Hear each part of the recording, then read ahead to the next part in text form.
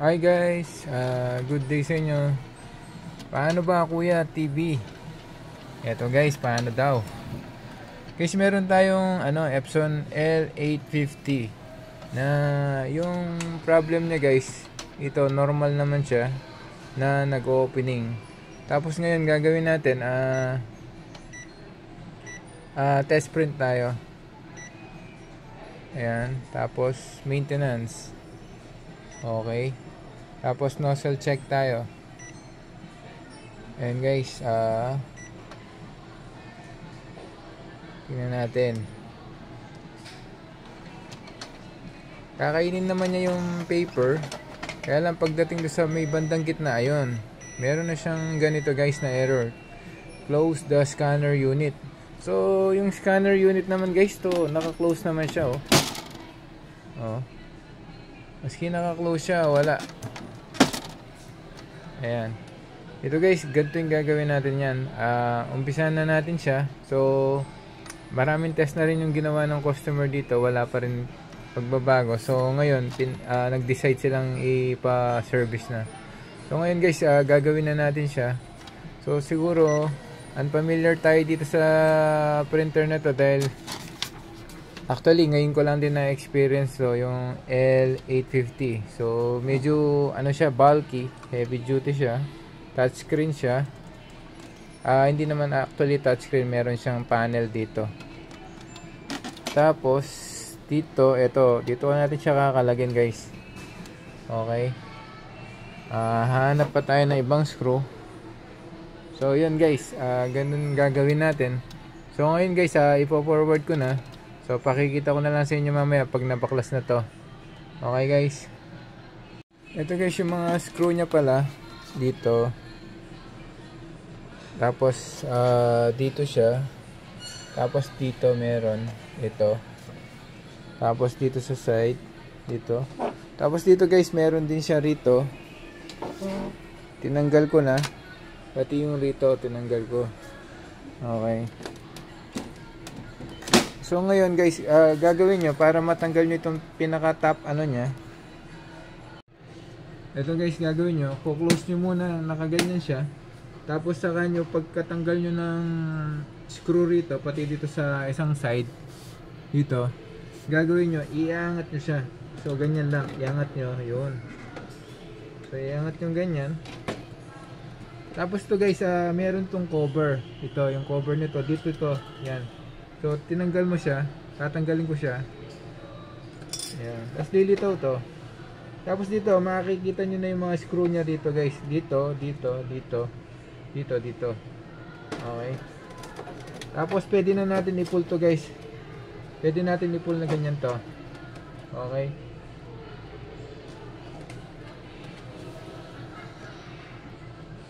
So guys, ipo-pull nyo lang itong ganyan. Yan. So na-pull na. Okay. So tatabi na natin to.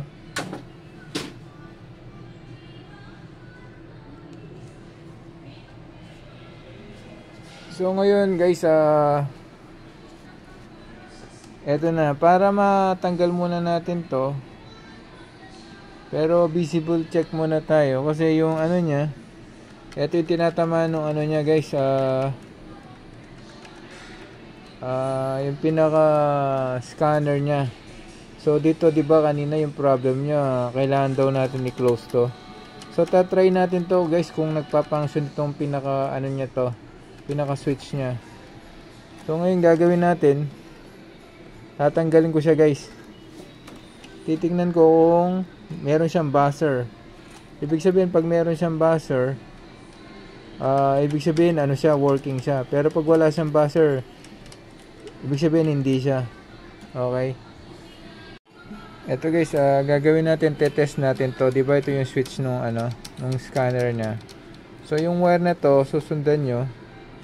Ito yung pinakadulo niya guys, ito. Itong dalawang nito, switch niya. Yung, tapos maglalagay lang kayo ng dalawang dito. Yan. Pero guys, kung wala kayo, pwede nyo naman itong bunutin. So tapos titingnan nyo kung meron silang continuity. So kasi pag may continuity ganyan guys, magbabuzzer yung nyo. Ayun, oh, naririnig nyo. Ayun, yung kabila, yung negative, yung kabila, yung positive. So, white saka black yun, guys. Actually, hindi naman positive, negative. Parang ano lang ito, switch ng ilaw, guys. Eto. Ngayon, ibababa ko siya. Tingnan natin kung magbabuzzer siya. Pag ibig sabihin, pag nagbuzzer to, ibig sabihin working naman to. Okay? Ito na. Yun, oh. So, meron siya, guys. Okay naman to. So, ayun. So, hindi dito yung problem niya. Bakit kaya ganun?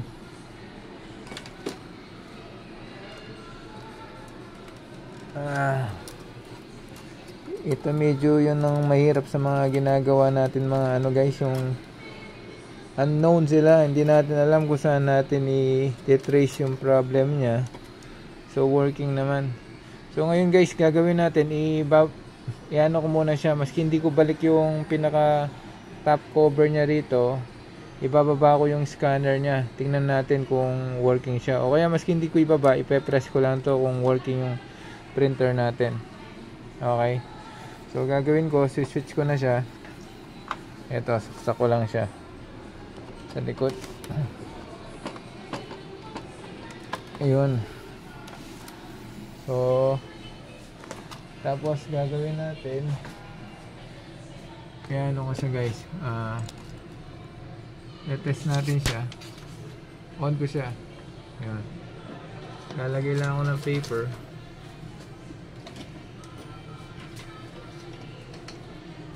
Ayan. Tapos habang nakanito guys, ipe-press ko na to. Okay, ipe-press ko siya para makita natin kung working ba. So pupunta tayo sa mismong nozzle check.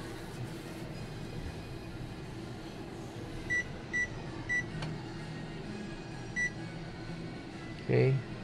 Tapos yung una, maintenance. Tapos nozzle check. Okay. Tapos ito. So yun guys, kung makikita nyo yan, check your ink level, sabi niya. So yan. So yun. Ayun guys, nag-okay siya. So kailangan pala na siguro kulang lang sa pagkaka-insert yung mga wire niya dito sa loob. Ayun, di ba? So yun, nag-okay na siya. Sabi niya, finish. Nozzle check, sabi niya. Ayun. So, pero dito guys, makikita na naman natin na pangit yung printout niya. Okay. So at least guys, ito napag-okay natin siya. So gagawin natin yan, other video naman to, na lilinisin natin yung nozzle niya para gumanda. Okay. So ito naman guys, so paano natin lilinisin itong ano niya, pinaka printout nito, na nag nozzle check tayo ganito. So pangit yung nozzle check niya. So indicator to na walang pumapasok na ink dito sa mismong head niya. So ngayon gagawin natin, i-disassemble natin tong head niya. So i-bleed natin siya para mapaganda natin yung printout niya. Guys, ito Epson L850. Okay. So start na natin siyang disassemble. Ito guys, pag di-disassemble nyo pala to may screw siya rito. Ito. Ayun. Okay.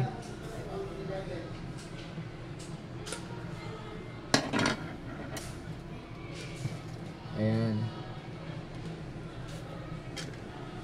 So ito guys, 6 yung pinaka container nya. 1, 2, 3, 4, 5, 6. Okay. So gagawin natin guys, ipupull natin sila. So paano yung pag-pull nito? So dito guys, mag-insert kayo ng isang parang pointed na ganito na tweezer para i-unlock nyo yung pinaka clip nya dito sa likod. Ito, dito. Unlock nyo yun, no? Diba, tumaas siya. Ganyan din to. Ayun.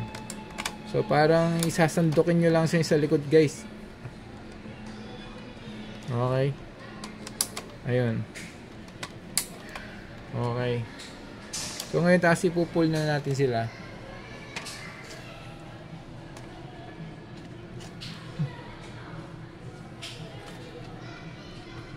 So guys, parang ano lang dito, medyo matrabaho lang. Pag itatanggalin nyo yung pinaka top cover nya dito, yung mga screw na binunot natin kanina. So guys, kung halimbawa separate videos yung gagawin ko rito, kasi yung unang problema nito yung scanner nya. So undetected na kailangan daw na nakasarado.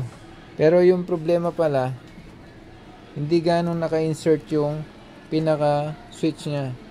So ito yung switch nya, guys. Pag sinarado mo yung pinaka cover nya sa taas, yung pinaka, ito yung scanner nya, bababa dito. So makiklip nya yung dito nya. Okay. So pag kinlip nya yung dito nya, ibig sabihin nag-switch na siya. So madidetect na nakasarado na yung pinaka scanner nya. Okay guys, yun ang kanina.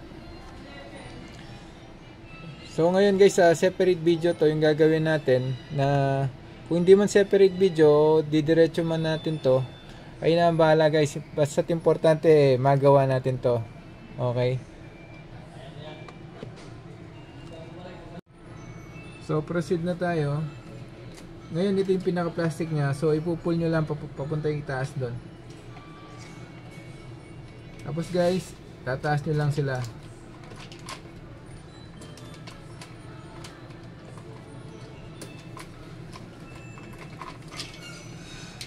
Eto guys, kung makikita nyo, walang laman, no? Diba? Wala silang laman, no? Yellow, black, blue, magenta, magenta, blue.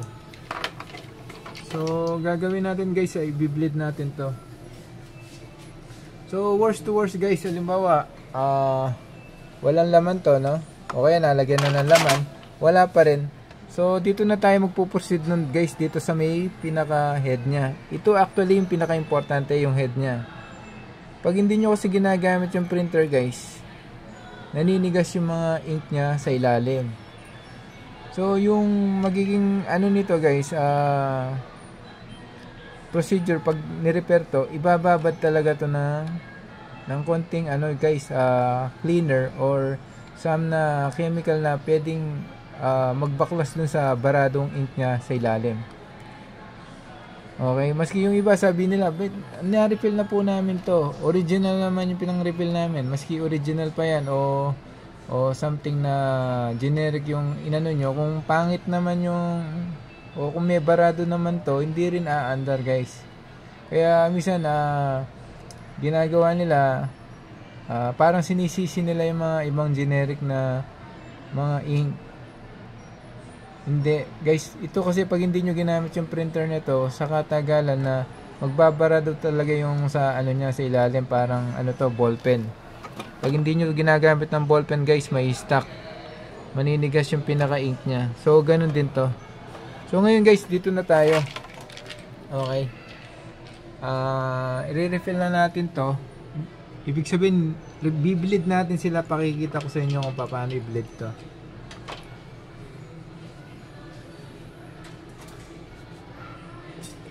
So ito guys, kung meron kayong syringe na ganito, so i-insert nyo siya. Dali, punasan ko lang i-insert nyo siya rito. Yan. Pagka-insert nyo guys, dito sa may pinaka-hole nya, so sisip-sipin nya yan. Ayan, yun diba guys, nakita nyo? Ayan Ayan. Tapos dito tayo sa black. Ayun, diba guys, nakita nyo kung paano. So nalagyan na ng laman to. Ayun guys, tapos nyan, dito na tayo sa blue.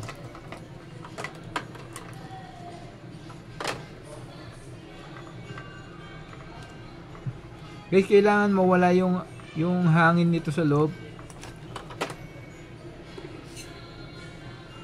Ito, pag hindi kasi nawala yung hangin nito guys, possible na hindi rin siya maglalabas ng ink. Okay. So sa magenta na tayo. Ayun o. Diba?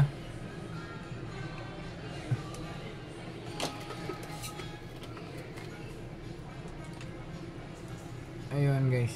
Guys, yung nasisip-sip natin, actually, kailangan yung itapon na. Kasi minsan, may matigas na ink na nakasama doon o kaya dumi. Kailangan nyo nang itapon to, huwag nyo nang gagamitin.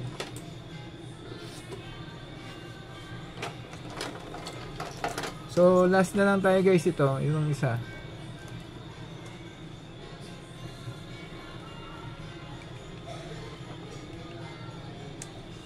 Yan.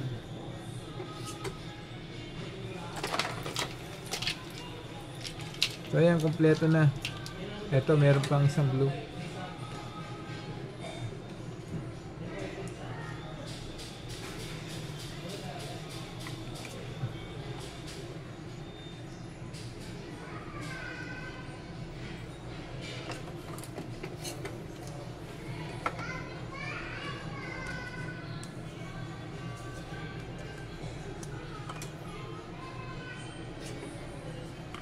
So yun guys, tapos nyan, gagawin natin, ibabalik na natin siya.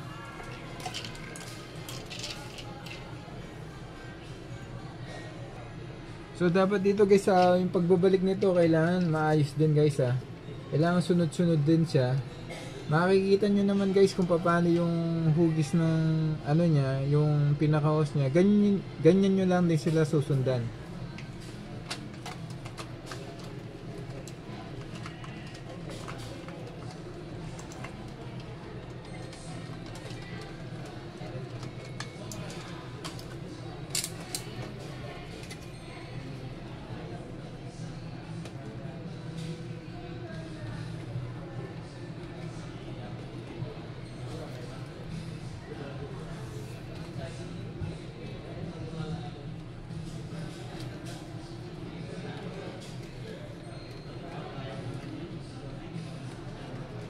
Okay guys, yun. Medyo ito guys, nababalik na natin siya. So ito na lang yan. Last na lang to.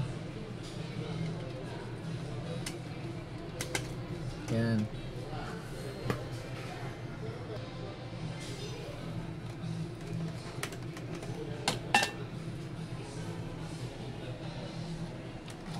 So yun guys, nabalik na natin siya. So gagawin natin yan guys sa try muna natin kung baka makakuha natin dito sa mismong maintenance cleaning niya.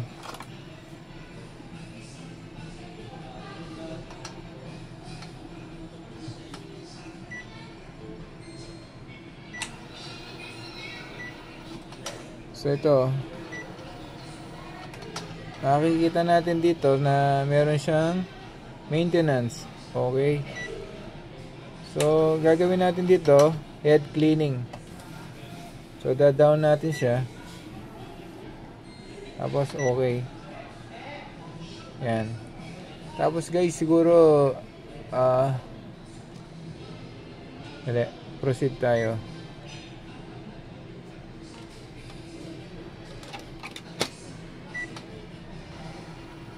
Ayan. So ayan guys, nagki-cleaning na siya.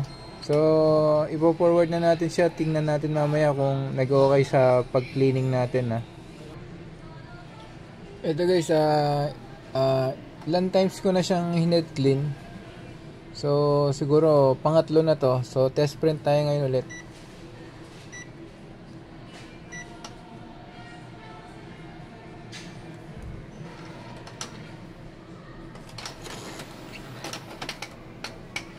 So, ayan guys. Makikita natin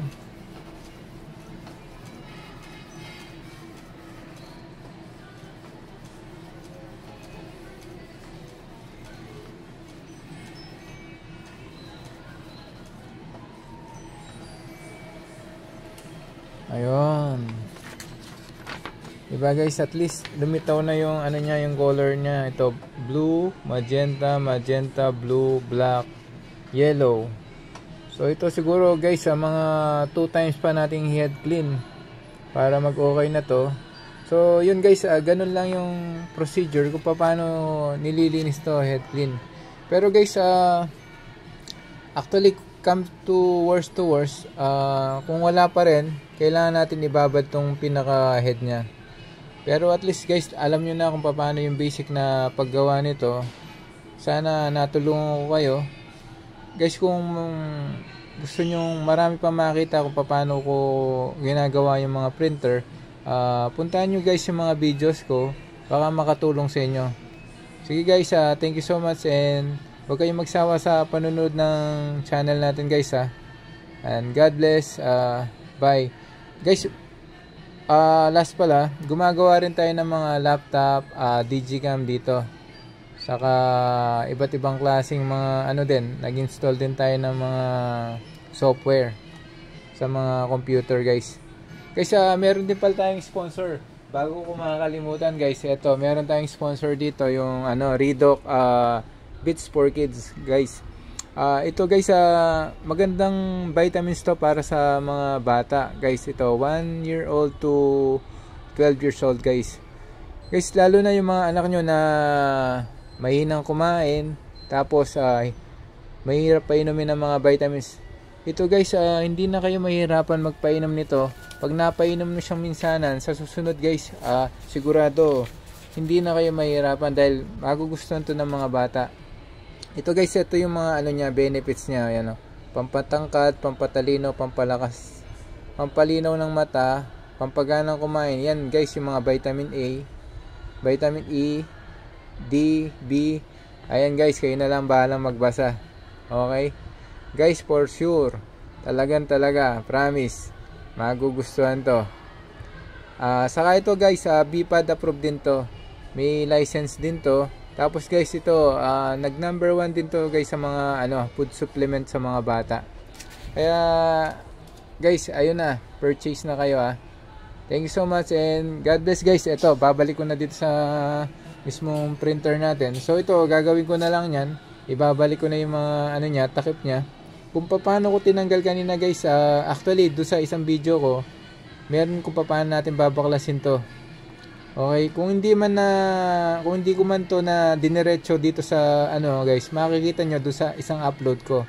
Kasi yung unang problem niya talaga nito guys, itong pinaka niya, switch ng nung scanner niya.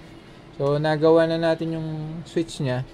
So ito naman, dito tayo sa may cleaning naman ng head na yung ginawa natin ngayon. Okay guys, thank you so much, and pasensya na, minsan nabubulol tayo guys. Kayo na lang bahala magpasensya sa akin. At least kung natulungan ko man kayo, nanood na kayo na hanggang dito guys, sana wag na kayo magsawang subaybayan yung channel natin. Thank you so much guys. Naka 1,000 subscriber na pala tayo guys.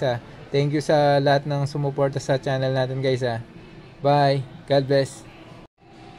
Ito guys, continue tayo. So nabalik ko na yung niya guys. So na-assemble na natin siya ulit pagkatapos natin ginawa yung pinaka switch nung scanner niya. Diba kanina nagkaka-problema siya regarding dito sa switch nung nung scanner niya na sinasabi close daw natin. So after natin binaklas, yun ang ginawa natin, pinaka-insert natin yung pinaka-wire niya sa loob. So ito guys, test natin siya ngayon kung wala na siya, kung hindi na nag-error. So yan guys, tapos tayo, test print natin siya. So yan, okay. So yun, sa mauna makikita nyo maintenance. So okay tayo. Yan, nozzle check tayo. Yan. So nozzle check. Okay, ulitin natin ulit. Ayan.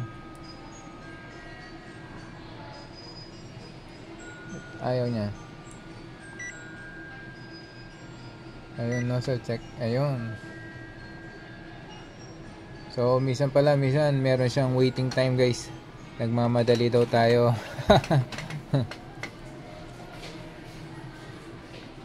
Ito guys ha. Ayun, di ba nagdiretso na siya? Ayun oh, hindi na, wala na siyang ano rito. Wala na siyang error dito. Ayun guys, kung nagustuhan niyo yung tutorial natin guys, patuloy niyo subaybayan yung mga videos natin. Sana wag kayong magsawa sa pagsuporta sa channel natin guys. Salamat din pala guys sa mga 1,000 subscriber natin guys na naabot ko na yung 1,000 subscriber. Maraming salamat sa inyo. Sana patuloy pa natin pataasin yung mga views natin guys saka yung subscriber natin. Baka someday makatulong ako sa inyo kung mapuntahan nyo ako dito pag subscriber ko kayo guys. Sigurado may discount kayo. Eto guys